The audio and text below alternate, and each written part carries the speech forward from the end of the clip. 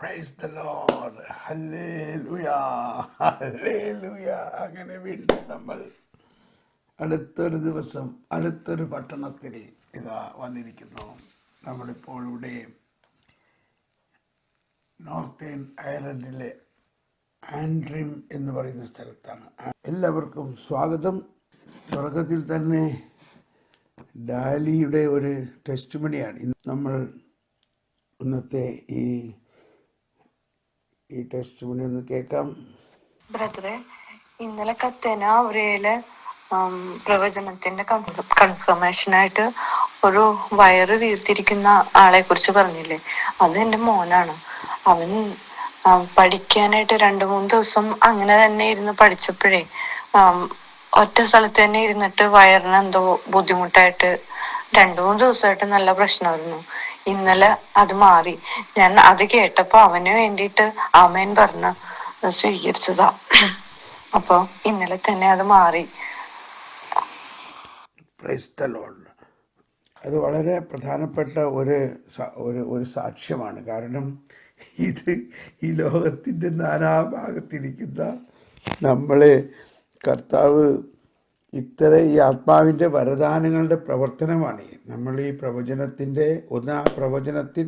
കർത്താവ് പറയുന്ന കാര്യം അതിശക്തമാണെന്നും അത് വളരെ പ്രധാനപ്പെട്ടതാണെന്നും നമ്മളെ ബോധ്യപ്പെടുത്തുകയും, രണ്ടാമത് ആ സമയത്ത് അതിങ്ങനെ ദർശനത്തിൽ കാണിച്ചു തരുന്നത് കർത്താവിൻ്റെ ആ വരദാനങ്ങളുടെ പ്രവർത്തനത്തിൻ്റെ എത്ര മനോഹരമായ ഒരു സാക്ഷ്യമാണ്. അതുകൊണ്ട് ഈ പ്രവചനത്തിന് ശേഷമുള്ള ആ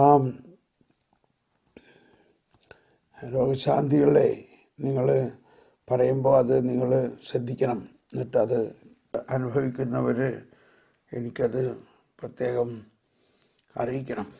ഓക്കെ, നമുക്ക് നന്ദി പറയാം. ഒരിക്കൽ കൂടി പരിശുദ്ധാത്മാവിൻ്റെ ഒരു പുത്തൻ അഭിഷേകത്തിന് വേണ്ടി പ്രാർത്ഥിക്കാം. ഇന്നത്തെ നമ്മുടെ ശുശ്രൂഷയിലേക്ക് കടക്കാം. പരിശുദ്ധ രാജകീയ ത്രിത്വത്തിന് മുഴുവനും സമ്പൂർണ്ണ മനുഷ്യചേതനയുമായുള്ള ഐക്യമാണ് ദൈവരാജ്യത്തിൻ്റെ കൃപാവരം. എല്ലാവരും ഒന്ന് ഏറ്റുപറഞ്ഞ്. കത്തോലിക്ക സഭയുടെ മതബോധനത്തിലെ ഒരു പ്രധാന ഉദ്ധരണിയാണത്. 2565. പരിശുദ്ധ രാജകീയ ത്രിത്വത്തിന് മുഴുവനും സമ്പൂർണ്ണ മനുഷ്യചേതനയുമായുള്ള ഐക്യമാണ് ദൈവരാജ്യത്തിൻ്റെ കൃപാവരം.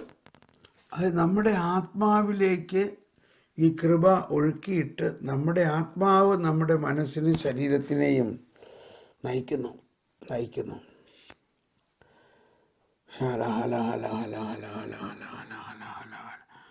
Price the Lord. Thank you Jesus, thank you Lord. ഇനി നമ്മൾ പ്രവചനത്തിലേക്ക് പ്രവേശിക്കാൻ പോവുകയാണല്ലേ. വരുവിൻ, നമുക്ക് ജോഷുവയോട് മോശ പറഞ്ഞത് വലിയ ഒരു പോയിന്റാണ്. എന്നെപ്പടി നീ അസൂയപ്പെടുന്നുവോ? എല്ലാവരും ഏറ്റു പറഞ്ഞുകൊണ്ട് കർത്താവിൻ്റെ ജനം മുഴുവൻ പ്രവാചകന്മാരാകുകയും അവിടുന്ന് തൻ്റെ ആത്മാവിനെ അവർക്ക് നൽകുകയും ചെയ്തിരുന്നുവെങ്കിലെന്ന് ഞാൻ ആശിക്കുന്നു.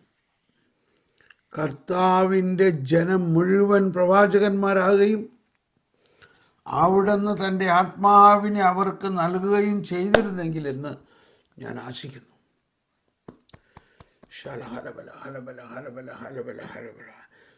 കർത്താവിൻ്റെ ജനം മുഴുവൻ പ്രവാചകന്മാരാകുകയും. ഒന്ന് ചിന്തിച്ചേ, സംഖ്യയുടെ പുസ്തകം 11-ാം അധ്യായത്തിൽ മോശയുടെ കാലം മുതൽ തന്നെ കർത്താവ് ആഗ്രഹിക്കുന്നതാണ്. എന്നിട്ട് ഇപ്പോഴും ഇത് സംഭവിച്ചിട്ടുണ്ടോ? എങ്ങനെയാണ് പിന്നെ ദൈവരാജ്യം വരണേ? ലോകാവസാനം ഇപ്പോൾ ഉണ്ടാവുമെന്നും പറഞ്ഞിരിക്കുക എല്ലാവരും. രാജ്യത്തിൻ്റെ ഈ സുവിശേഷം ലോകം മുഴുവൻ പ്രഘോഷിക്കപ്പെടും. അതിനുശേഷമാണ് അന്ത്യമാഗതമാകുന്നത്. അതിനുശേഷം ഉടനെ അന്ത്യകാലമാണ്. അന്ത്യകാലം. എന്ത് അന്ത്യകാലം? അന്ത്യകാലത്തെക്കുറിച്ച് ഈശോ തന്നെ പറഞ്ഞേക്കണത് എന്താ? അപ്പം അന്ത്യകാലത്തെക്കുറിച്ച് തന്നെയുള്ള ഒരു പ്രവചനമാണിത്. കർത്താവിൻ്റെ ആത്മാവ്, അല്ലെങ്കിൽ എല്ലാവരും പ്രവാചകരാകണം. കർത്താവിൻ്റെ ജനം മുഴുവൻ പ്രവാചകന്മാരാകുകയും കർത്താവ് തൻ്റെ ആത്മാവിന് എല്ലാവർക്കും നൽകുകയും ചെയ്യും. ഓ ഈശോയെ നന്ദി, ഈശോയെ നന്ദി, ഈശോയെ നന്ദി, ഈശോയെ നന്ദി, ഈശോയെ. നമുക്കതൊന്ന് വിശ്വസിക്കാമോ? വിശ്വസിക്കാം. നമുക്കിനി പ്രവചനത്തിലേക്ക് പ്രവേശിക്കാം. Let the anointing of the Lord come down. Let the anointing of the Lord come down. Let the anointing of the Lord from heaven come down. Let the anointing of the Lord come down. ഓ പരിശുദ്ധാത്മാവേ, ഞങ്ങളിൽ വസിക്കുന്ന പരിശുദ്ധാത്മാവേ, ഞങ്ങളിൽ വസിക്കുന്ന പരിശുദ്ധാത്മാവേ, ശലബല ഹലബല ഹലബല ഹലബല ഹലബല ഹലബല ഹലബല ഹലബല പരിശുദ്ധാത്മാവേ, ഞങ്ങളിൽ വസിക്കുന്ന ത്രിത്വൈക ദൈവമേ, Waymaker, miracle worker, promise keeper, light in the darkness, that is who you are. ഞാൻ ഇനിയും എൻ്റെ പ്രബോധനങ്ങൾ പ്രവചനം പോലെ ചൊരിയുകയും ഭാവി തലമുറകൾക്ക് നൽകുകയും ചെയ്യും. പ്രഭാഷകൻ 24:33. Praise the Lord. ആമോസ് 3:7. ദൈവമായ കർത്താവ് തൻ്റെ ദാസരായ പ്രവാചകന്മാർക്ക് തൻ്റെ രഹസ്യങ്ങൾ വെളിപ്പെടുത്താതെ ഒന്നും ചെയ്യുന്നില്ല.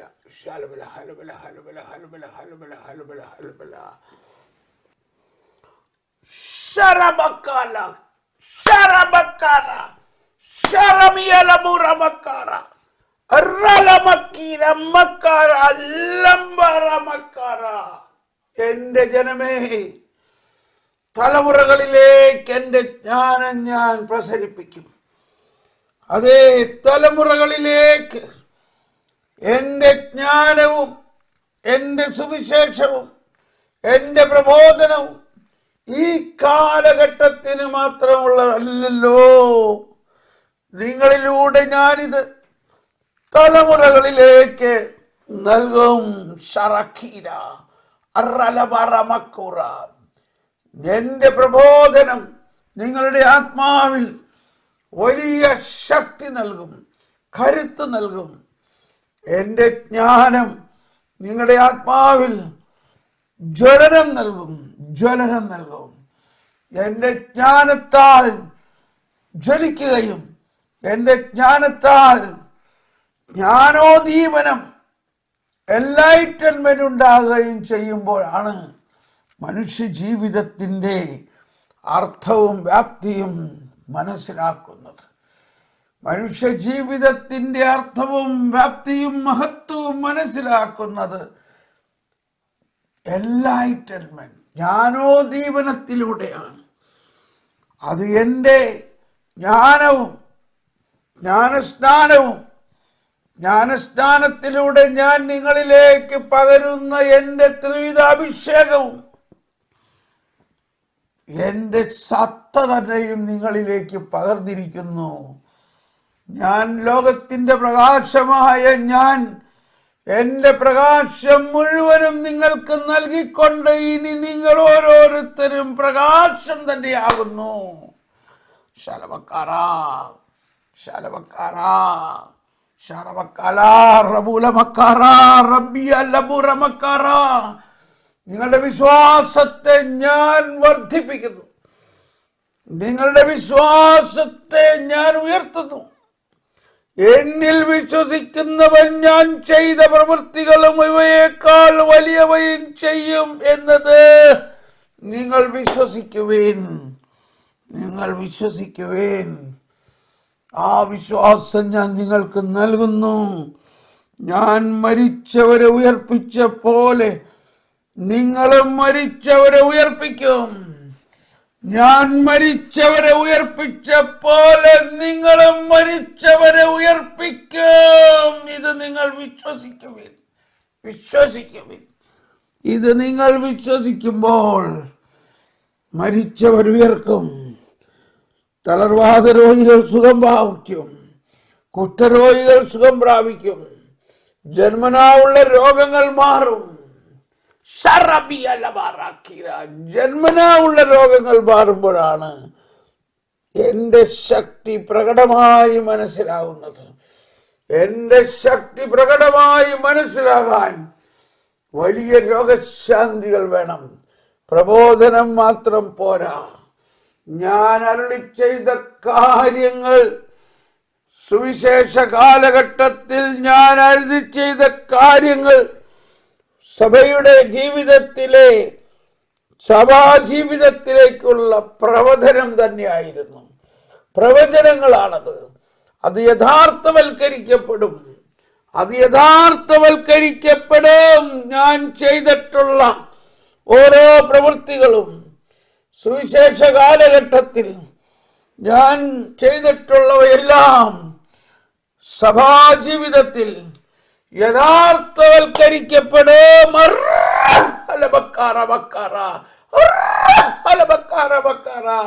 സഭാമക്കളിൽ അവയെല്ലാം യഥാർത്ഥവൽക്കരിക്കപ്പെടും. അപ്പോഴാണ് വിശ്വാസത്തിൽ നാം വളരുന്നത്. അപ്പോഴാണ് വിശ്വാസം വളരുന്നത്. അപ്പോഴാണ് ദൈവരാജ്യം ശക്തമായി പ്രസരിക്കുന്നത്.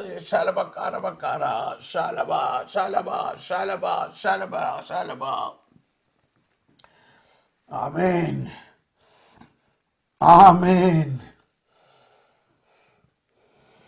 ആമേൻ, ആമേൻ.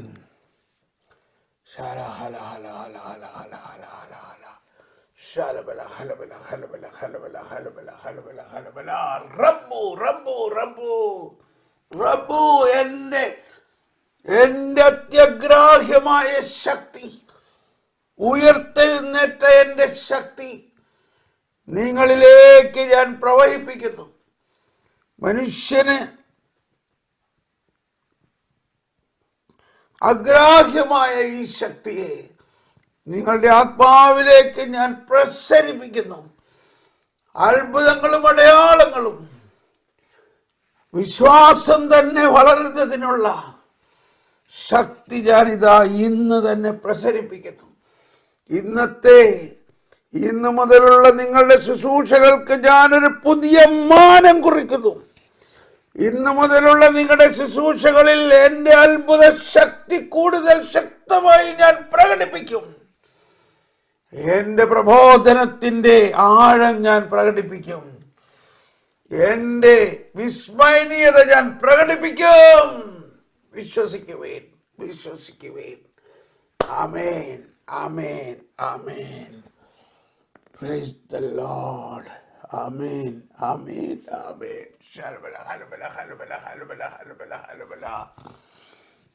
ഇതായിപ്പോ ഈ പ്രവചനത്തിന്റെ കൺഫർമേഷനായിട്ടുള്ള രോഗസൗഖ്യങ്ങളിൽ ഒന്ന്, കണ്ണിന്റെ വേദന സൗഖ്യപ്പെടുത്തുന്നു. കണ്ണിന് വേദനയുള്ള ഒരാളെ സൗഖ്യപ്പെടുത്തുന്നു. 2, കാതിന് വേദനയുള്ള ആളെ സൗഖ്യപ്പെടുത്തുന്നു. കാതിന് വേദനയുള്ള ഒരാളെ സൗഖ്യപ്പെടുത്തുന്നു. നടക്കാൻ ബുദ്ധിമുട്ട്, മുടന്തി നടക്കുന്ന ഒരാളെ കർത്താവ് സുഖപ്പെടുത്തുന്നു. നടക്കാൻ ബുദ്ധിമുട്ട്, മുടന്തി നടക്കുന്ന ഒരാളെ, അത് വേദന കൊണ്ടാണ്, എന്തോ കുഴതെറ്റിയതോ ഉളുക്കോ അങ്ങനെ എന്തോ.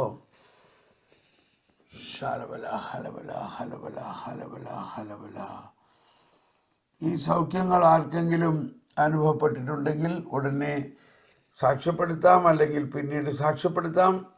Price the Lord. ഈ പ്രവചനങ്ങളെ കുറിച്ച് നമുക്ക് നന്ദി പറയാം.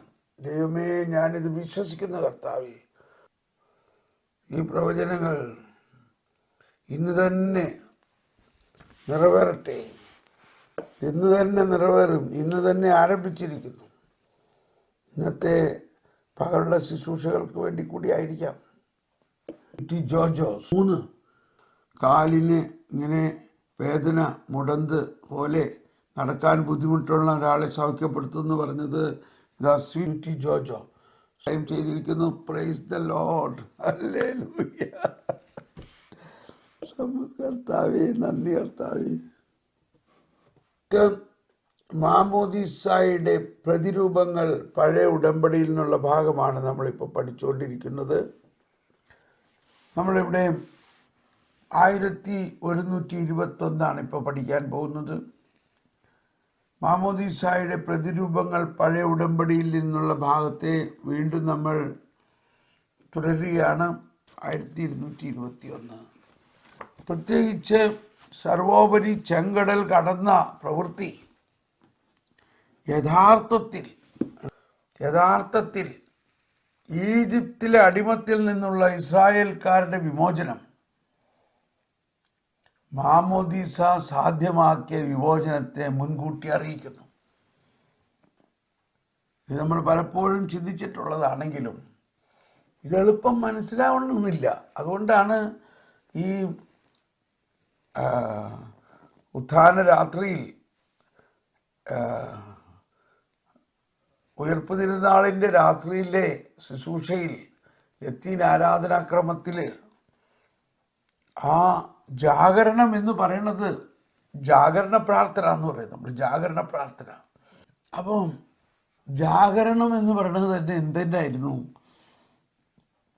ചെങ്കടൽ കടക്കുന്ന സമയത്ത് കർത്താവ് ജാഗരിച്ചു എന്നാണ് പറയുന്നത്. കർത്താവ് ജാഗരിച്ചു അഗ്നിയായിട്ട്. അതാണ് ആ രാത്രിയിലെ രാത്രി. ഈ രാത്രിയിൽ ദൈവജനം ചെങ്കടൽ കടക്കുമ്പോൾ കർത്താവ് ജാഗരിച്ചു. ജാഗരണം എന്ന് പറയുന്ന വാക്ക് കർത്താവ് ജാഗരിച്ചു എന്നുള്ളതാണ്. എന്തിനാണ്? കർത്താവ് തൻ്റെ കൃപയിലൂടെ തൻ്റെ ജനത്തെ അടിമത്വത്തിൽ നിന്ന് ആ വെള്ളത്തിലൂടെ രക്ഷിക്കുകയും തൻ്റെ ജനത്തിനെ പീഡിപ്പിച്ച ശത്രുക്കളെ ആ വെള്ളത്തിലൂടെ നശിപ്പിക്കുകയും ചെയ്തു. ഇതാണ് ജ്ഞാനസ്നാനം. കർത്താവ് ജാഗരിച്ചു. എന്ത് മനോഹരമാണ്! അതാണ് ഇന്നത്തെ പ്രവചനത്തിൽ പറഞ്ഞില്ല. ഈ പ്രബോധനം നമ്മുടെ ആത്മാവിൽ ഉണ്ടാകുമ്പോഴാണ് വിശ്വാസത്തിന് കരുത്തുണ്ടാകുന്നത്. വിശ്വാസത്തിന് കരുത്ത്. അതില്ലെങ്കിൽ നമ്മൾ താൽക്കാലികമായ ചില കാര്യസാധ്യത്തിന് വേണ്ടിയിട്ട് പലതും ചെയ്യും. ഞാനൊന്നും പറയണില്ല. പറയുമ്പോൾ അതൊരു വിമർശനമായി പോകുന്നു. മറ്റുള്ളവരെ വിധിക്കാൻ പാടില്ല. പൂർണ്ണമായവ വരുമ്പോൾ അപൂർണമായവ അസ്തമിക്കും. പക്ഷെ പൂർണ്ണമായവ എന്താണ്? പൂർണ്ണമായത് ദൈവത്തിൻ്റെ ഈ പരമാധികാര ശക്തിയെ നമ്മളിലേക്ക് നൽകിയിരിക്കുന്നു. ജ്ഞാനസ്നാനത്തിലൂടെ പ്രകാശത്തിൻ്റെ മക്കളല്ല, പ്രകാശം തന്നെ ആയിരിക്കുന്നു. നമ്മൾ പ്രകാശം തന്നെ ആയിരിക്കുന്നു. അത് നമ്മളൊന്ന് വിശ്വസിച്ചുകൊണ്ട്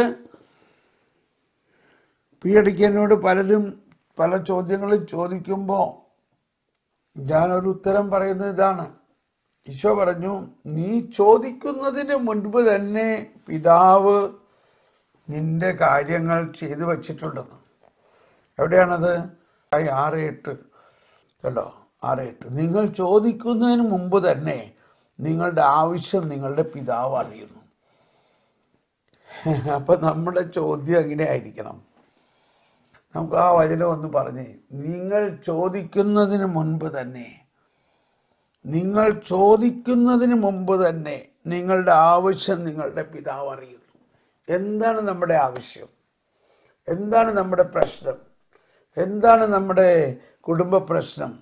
എന്താണ് നമ്മുടെ ഭർത്താവിൻ്റെ പ്രശ്നം? എന്താണ് നമ്മുടെ ഭാര്യയുടെ പ്രശ്നം? എന്താണ് നമ്മുടെ മക്കളുടെ പ്രശ്നം? എന്താണ് നമുക്ക് ഇന്നത്തെ ആവശ്യം? ഇതെല്ലാം പിതാവ് ഇന്നലെ തന്നെ ഒരുക്കി വച്ചിട്ടുണ്ട്. നീ ചോദിക്കുന്നതിന് മുൻപ് തന്നെ. ഇതൊന്ന് വിശ്വസിച്ചേ. അത് നമ്മുടെ വിശ്വാസം വർദ്ധിക്കേണ്ടത് മേഖല ഇതാണ്. എന്താണ് വിശ്വാസം വർദ്ധിക്കുക എന്ന് പറഞ്ഞാൽ നാളെക്കുറിച്ച് ആകുലരാകരുത്.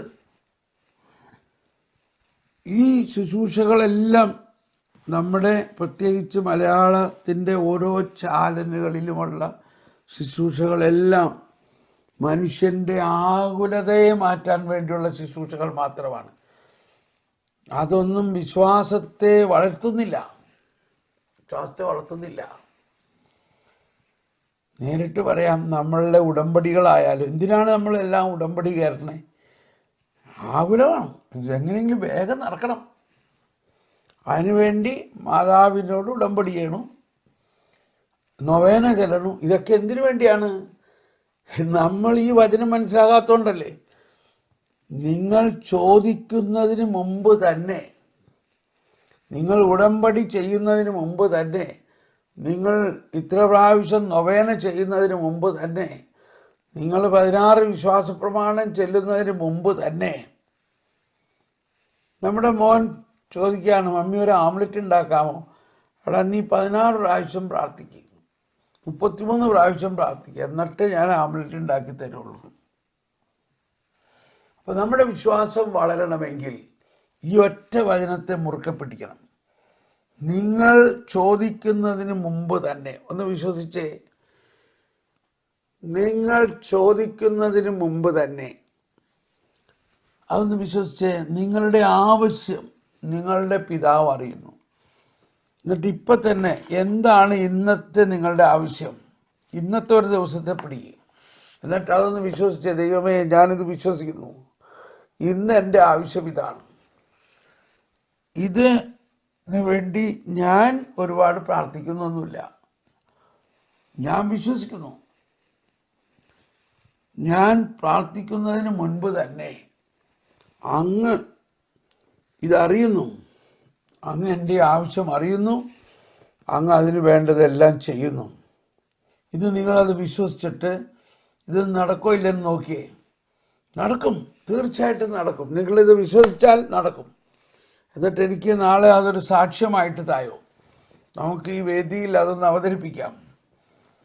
ഇന്നത്തെ ഈ വചനമനുസരിച്ച്, കർത്താവ് ഇന്നത്തെ പ്രവചനമനുസരിച്ച് നമുക്ക് വിശ്വാസം തന്നിരിക്കുന്നു. ഇപ്പോൾ അത് പറയുമ്പോൾ ആനീസ് എഴുതിയിരിക്കുകയാണ്, pray for Pooja gift of kid. പൂജയ്ക്ക് കുഞ്ഞുങ്ങളുണ്ടാകാൻ വേണ്ടി പ്രാർത്ഥിക്കണേന്ന്. കണ്ടോ, ആനീസ് ഒന്ന് വിശ്വസിച്ചേ. എന്ത് വിശ്വസിക്കണം? നീ ചോദിക്കുന്നതിന് മുൻപ് തന്നെ നിന്റെ പിതാവിനറിയാം നിന്റെ ആവശ്യം.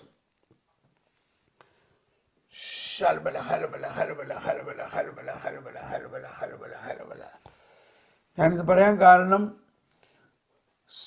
ചെങ്കടൽ കടന്ന പ്രവൃത്തി യഥാർത്ഥത്തിൽ എന്താണ്? യഥാർത്ഥത്തിൽ എന്ന് പറഞ്ഞാൽ എന്താണ് അതിൻ്റെ യാഥാർത്ഥ്യം? അതിൻ്റെ യാഥാർത്ഥ്യം യേശുക്രിസ്തുവിൻ്റെ രക്ഷാകര ശക്തി മുൻകൂർ പ്രവർത്തിച്ചുകൊണ്ട് ഈജിപ്തിലെ അടിമത്വത്തിൽ നിന്നുള്ള ഇസ്രായേൽക്കാരെ വിമോചിപ്പിച്ചു എന്ന് ഒരു വശം. രണ്ടാമത് യേശുക്രിസ്തുവിൽ സഭയാകുന്ന യേശുവിൻ്റെ സഭയിലുണ്ടാകാൻ പോകുന്ന ഈ ആരാധനാക്രമത്തെയും മാമോദീസായെയും കുറിച്ചുള്ള ഒരു പ്രവചനമായിരുന്നു. ഇന്നത്തെ പ്രവചനത്തിൽ പറയുന്നുണ്ട്, ഈശോയുടെ സുവിശേഷ കാലഘട്ടത്തിൽ നടന്നതെല്ലാം സഭയിലുണ്ടാകാൻ പോകുന്നതിൻ്റെ പ്രവചനമാണെന്ന്. ഇപ്പോൾ ഇത് പഴയ നിയമത്തിൽ നടന്നതും യേശുക്രിസ്തുവിലൂടെ സഭയിലുണ്ടാകാൻ പോകുന്ന കാര്യങ്ങളുടെ പ്രവചനമാണ്. എന്താണത്? സഭയിലുണ്ടാകാൻ പോകുന്ന മാമോദീസായെ കുറിച്ചുള്ള ഒരു പ്രവചനമാണ്, അല്ലെങ്കിൽ ഒരു ടിപ്പോളജി എന്ന് പറയും. ഈ പ്രതിരൂപങ്ങൾ, മാമോദീസായുടെ പ്രതിരൂപങ്ങൾ പഴയ ഉടമ്പടിയിൽ. അതാണ് നിഴലാം നിയമം. ഓക്കെ, ഇനി നമ്മൾ മുന്നോട്ട് പോകുമ്പോൾ അവിടുന്ന് അബ്രാഹത്തിൻ്റെ മക്കളെ ചെങ്കടലിലൂടെ കാല് നനയാതെ മറുകര കടക്കാൻ ഇടയാക്കി. Price the Lord. നമ്മൾ അബ്രഹാത്തിന്റെ മക്കളാണോ? അങ്ങനെ ഫറവോയുടെ ബന്ധനത്തിൽ നിന്ന് വിമുക്തരായ ജനം മാമോദീസ സ്വീകരിച്ച ജനത്തിന്റെ പ്രതിരൂപമായി. ഫറവോയുടെ ബന്ധനത്തിൽ നിന്ന് വിമുക്തരായ ജനം മാമോദീസ സ്വീകരിച്ച ജനത്തിന്റെ പ്രതിരൂപമായി. ഹലബല ഹലബല ഹലബല ഹലബല ഹലബല ഹലബല. മാമോദീസ സ്വീകരിച്ച നമ്മൾ ഓരോരുത്തരും അടിമത്വത്തിൽ നിന്ന് വിമോചിക്കപ്പെട്ട് നമ്മുടെ ആരുടെയും പ്രവൃത്തിയിലൂടെയല്ല, ദൈവത്തിൻ്റെ തന്നെ പ്രവൃത്തിയിലൂടെ. അതാണ് മാമോദീസ ഒരു ഇനിഷ്യേഷനാണ്, ദൈവത്തിൻ്റെ മുൻകൈയെടുക്കലിലൂടെ. അവിടുന്ന് അബ്രാഹത്തിൻ്റെ മക്കളെ ചെങ്കടലിലൂടെ കാല് നനയാതെ മറുകര കടക്കാനിടയാക്കി. അങ്ങനെ ഫറവോയുടെ ബന്ധനത്തിൽ നിന്ന് വിമുക്തരായ ജനം മാമോദീസ സ്വീകരിച്ച ജനത്തിൻ്റെ പ്രതിരൂപമായി. അപ്പൊ ഈ പ്രതിരൂപങ്ങളെ നമ്മൾ ഇന്ന് നമ്മുടെ ജീവിതവുമായിട്ട് ബന്ധപ്പെടുത്തുമ്പോഴാണ് വിശ്വാസത്തിന് കരുത്തുണ്ടാകുന്നത്. മറ്റേ പ്രവചനം വളരെ മനോഹരവും ശക്തവുമാണ്. നമ്മളത് വീണ്ടും വീണ്ടും വായിച്ച് ഇന്ന് മുഴുവനും നിങ്ങൾ ആ പ്രവചനത്തിൽ ചൊല്ലിക്കണം. തുടർന്ന് 1222 പറയുന്നത്, അവസാനമായി ദൈവജനം യോർദാൻ നദി കടന്ന്, അപ്പോൾ ഒന്ന് ചെങ്കടൽ, ഇനി അടുത്തത് യോർദാൻ നദി. യോർദാൻ നദി കടന്ന സംഭവവും മാമോദീസയുടെ പ്രതിരൂപമായി തീരുന്നു. ആ കടന്നുപോകലിലൂടെ ദൈവജനം അബ്രാഹത്തിന്റെ പിൻഗാമികൾക്കായി വാഗ്ദാനം ചെയ്യപ്പെട്ട ഭൂമി ദാനമായി സ്വീകരിച്ചു. അബ്രാഹത്തിന്റെ പിൻഗാമികൾക്കായി വാഗ്ദാനം ചെയ്യപ്പെട്ട ഭൂമി ദാനമായി സ്വീകരിച്ച്, അത് നിത്യജീവന്റെ ഒരു പ്രതീകമാണ്. നിത്യജീവന്റെ പ്രതീകമാണ്. നിത്യജീവൻ ദാനമാണ്. അനുഗ്രഹപൂർണമായ ഈ അനന്തരാവകാശത്തിന്റെ വാഗ്ദാനം പുതിയ ഉടമ്പടിയിൽ നിറവേറി. Brother, in this context, could you help me to understand Luke 11:5-8? Okay Lydia, അത് നമുക്ക് പഠിക്കാം. അതൊക്കെ ഇതിനു മുമ്പ് നമ്മൾ ക്ലാസ്സുകൾ എടുത്തിട്ടുള്ളതാണ്. അവിടെ ലൂക്ക 11:5-8 പറയണത്, സ്വർഗസ്ഥനായ പിതാവിൻ്റെ പ്രാർത്ഥന കഴിഞ്ഞിട്ട് ഈശോ വിവരിക്കുന്നതാണ്. അതായത് ഒരുവന് ഒരു സുഹൃത്തുണ്ടായിരുന്നു. അവൻ അർദ്ധരാത്രി വന്നിട്ട് 3 അപ്പം ചോദിക്കുകയാണ് ആ സുഹൃത്തിൻ്റെ അടുത്ത്. 3 അപ്പം. അപ്പോൾ ആ സുഹൃത്ത് പറയാണ്, എനിക്കിപ്പോൾ തരാൻ നിവൃത്തിയില്ല, ഞാനിതാ എൻ്റെ മക്കളുമായിട്ട് കിടക്കയിൽ കിടന്നു കഴിഞ്ഞിരിക്കണം. അവൻ മുട്ടി എന്നിട്ട് അവൻ പറയാണ്, അവനൊരു സുഹൃത്തുള്ള നിലയിൽ കൊടുത്തില്ലെങ്കിലും അവൻ്റെ നിർബന്ധം മൂലം കൊടുക്കും. അപ്പോൾ ഇത് സ്വർഗസ്ഥനായ പിതാവിൻ്റെ പ്രാർത്ഥനയുടെ ഭാഗമാണ്. അപ്പോൾ അവിടെ ചോദിക്കുന്നത് 3 അപ്പം എന്ന് ചോദിക്കുന്നത് ഫെയ്ത്ത്, ഹോപ്പ് ആൻഡ് ചാരിറ്റി, വിശ്വാസം, പ്രത്യാശ, സ്നേഹമാണ്. ഇവിടെ ഈശോ പഠിപ്പിക്കുന്ന എന്താ? നമ്മൾ മത്തായി 6:8 പറയണത്, നിങ്ങൾ ചോദിക്കുന്നതിന് മുൻപേ നിങ്ങളുടെ പിതാവിനറിയാം നിങ്ങൾക്ക് വേണ്ടത് എന്തെന്ന്. നല്ല ഒരു ചോദ്യമാണ് ലിഡിയ ചോദിച്ചത്. നല്ല ചോദ്യമാണ്. സ്വർഗസ്ഥനായ പിതാവിൻ്റെ പ്രാർത്ഥനയെക്കുറിച്ച് തന്നെയാണ്. അപ്പൊ അവിടെ ഈ വിവരം നമ്മൾ അറിയണം. എന്തറിയണം? നിങ്ങൾ ചോദിക്കുന്നതിന് മുൻപ് നിങ്ങളുടെ പിതാവിനറിയാം. അപ്പൊ എന്താണ് ചോദിക്കേണ്ടത്? വിശ്വാസം. എന്താ നമുക്കുണ്ടാകേണ്ടത്? ദൈവാശ്രയം. എന്താ നമുക്കുണ്ടാകേണ്ടത്? സ്നേഹം. വിശ്വാസം, പ്രത്യായ സ്നേഹം. എന്താണ് അവൻ 3 അപ്പം എന്ന് പറഞ്ഞത്? അപ്പൊ അവിടുത്തെ കാര്യം എന്താണ്? ആ ഒരാൾ രാത്രി എന്തിനാണ് ഇവിടെ വന്ന് ചോദിച്ചത്? മറ്റൊരാൾക്ക് കൊടുക്കാൻ വേണ്ടിയിട്ടാണ്. അപ്പോൾ ആ മറ്റൊരാൾ അവിടെ വീട്ടിലിരിക്കുകയാണ് പാതിരാത്രി വന്നിട്ട്. അപ്പോൾ അവന് വേണ്ടി ദൈവം മുൻകൂട്ടി തയ്യാറാക്കിയിട്ടുണ്ടെന്നുള്ളതാണ് ഇവിടെ മനസ്സിലാക്കേണ്ടത്. പാതിരാത്രിയിൽ ഒരുവൻ യാത്രാമധ്യേ ഇയാളുടെ വീട്ടിൽ വന്നിരിക്കണു. അവന് കഴിക്കാനൊന്നുമില്ല. പക്ഷേ ഇപ്പം അവന് കഴിക്കാൻ എല്ലാമായിട്ട് വേറൊരാൾ തയ്യാറായി കൊടുക്കണു. വേറൊരാൾ അവന് വേണ്ടി പോയി പ്രാർത്ഥിക്കുന്നു. അതാരാ? കർത്താവ് ഈശോ മിശിഹായാണത്, ഏക മധ്യസ്ഥൻ. ആ അർദ്ധരാത്രിയിൽ വീട്ടിലിരിക്കുന്ന ആൾ നമ്മളാവുന്ന ആത്മാവാണ്. അങ്ങനെ നമ്മളാവുന്ന ആത്മാവ് അർദ്ധരാത്രിയിൽ യാത്രാമധ്യേ ഒന്നും കിട്ടാതെ ഇരിക്കുന്ന അവസ്ഥയാണിപ്പോൾ. ആ നമുക്ക് വേണ്ടി മാധ്യസ്ഥം വഹിക്കുന്ന ഈശോ പിതാവിൻ്റെ അടുത്ത് ചെന്ന് നമുക്ക് വേണ്ടതെല്ലാം ചോദിച്ചു കൊണ്ടുവന്ന് തരുന്നു. എന്താണ് നമുക്ക് പ്രധാനമായിട്ട് വേണ്ടത്? 3 അപ്പം: വിശ്വാസം, പ്രത്യാശ, സ്നേഹം. പ്രത്യാശ ഇല്ലാത്തത് കൊണ്ടല്ലേ നമ്മൾ ഇതുപോലെ ഓടിപ്പടഞ്ഞ് നടക്കണത്. എന്തോ ഒരു ഓട്ടവും ചാട്ടമാണ്, എന്നിട്ട് കിട്ടിക്കഴിയുമ്പോൾ വലിയ ഉപകാരസ്മരണയാണ്. എന്താണ്?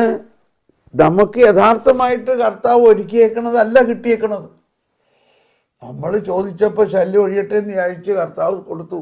പക്ഷെ നമുക്ക് വേണ്ടി ഒരുക്കിയിരിക്കുന്നത് അവിടെ ഇരിക്കുകയാണ്.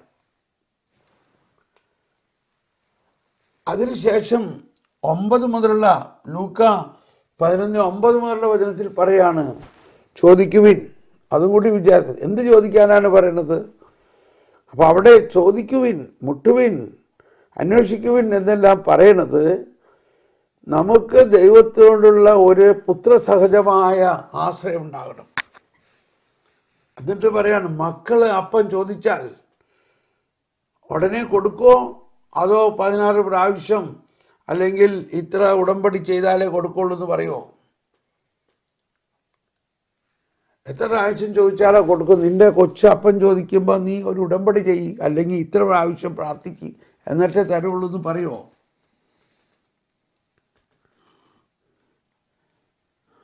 പറയാണ്, മക്കൾ അപ്പം ചോദിച്ചാൽ കല്ല് കൊടുക്കുമോ? മക്കൾക്ക് നല്ല ദാനങ്ങൾ കൊടുക്കാൻ നിങ്ങളെ ദുഷ്ടരായ മനുഷ്യർക്ക് അറിയാമെങ്കിൽ ചോദിക്കുന്നവർക്ക് പരിശുദ്ധാത്മാവിനെ എത്ര അധികമായി നൽകുകയില്ല. അതാണ് അവസാനം പറയുന്നത്. ചോദിക്കുന്നവർക്ക് പരിശുദ്ധാത്മാവിനെ എത്ര അധികമായി നൽകുകയില്ല. Praise the lord, praise the lord. ഞാൻ ഈ പറഞ്ഞതുകൊണ്ട് ഞാൻ ആരെയും വിമർശിക്കുന്നതല്ല. ഉടമ്പടി ചെയ്യണവർ ഉടമ്പടി ചെയ്തോ, നൊവേന ചെയ്യണവർ നൊവേന ചെയ്തോ. കാരണം ഓരോരുത്തർക്കും വ്യത്യസ്തമായ വിശ്വാസമാണ്. നമ്മൾ ആരെയും വിമർശിക്കേണ്ട. പക്ഷേ പ്രബോധനത്തിൽ ഒരാൾ വന്നു കഴിഞ്ഞാൽ പിന്നെ എനിക്ക് ഇതിനകത്തൊന്നും, പ്രബോധനത്തിലേക്ക് വന്നപ്പോൾ പിന്നെ അവർക്ക് ഇതിൻ്റെ പുറകെ നടക്കാനായിട്ട് ആവശ്യമില്ല. പ്രബോധനം എന്താണ്? എൻ്റെ പിതാവ് എനിക്ക് വേണ്ടതെല്ലാം മുൻകൂട്ടി ഒരുക്കി വച്ചിട്ടുണ്ട്. അതാണ് പ്രബോധനം. ഈശോ പഠിപ്പിച്ച പ്രബോധനമാണത്. എൻ്റെ പിതാവ് എനിക്ക് വേണ്ടതെല്ലാം ഒരുക്കി വെച്ചിട്ടുണ്ട്. അത് ചോദിച്ച് വാങ്ങണം. അത് വാങ്ങ്. ഇവിടെ നിർത്താൻ പോവുകയാണ്. എല്ലാവർക്കും നന്ദി.